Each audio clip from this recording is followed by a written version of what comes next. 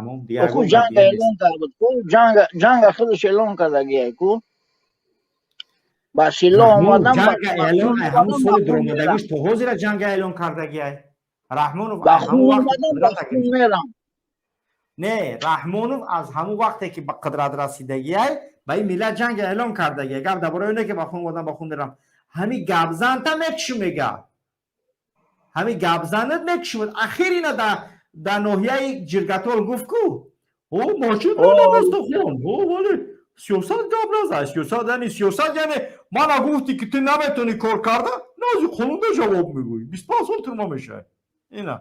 لعنت کرده الله روی راست گفته استاتون که اگر شما گفتین من که تو باش نیپاتلیجیش تو تمام دیگه سراغ نست و تمامش دیگه پیش خونده جواب میگه سیاست کردور نشه اینا همین چی معنی داره همین معنی داره که اگر سیاست کردور شه پیش خونده ترما میشین یعنی اینا میاد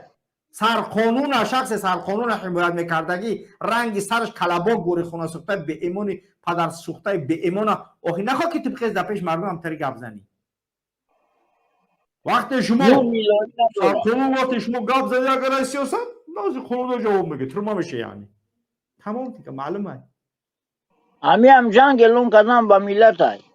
خوخی جنگ اعلان بر وقت کردگی این هیچ وقت ایمون گرفتگیش تو زیر جنگ اعلان نکرده موندگی نیسته هر وقت تو امروز جنگ اعلان کردگی تو ما این اگر نخیزیم سرنگونش نکنیم کو این خونی ما را از زهاک میگریزم بیشتر میخوره انشالله ما مردم کلا بیشتر حرکت نکنیم که را خاک شبو بزنیم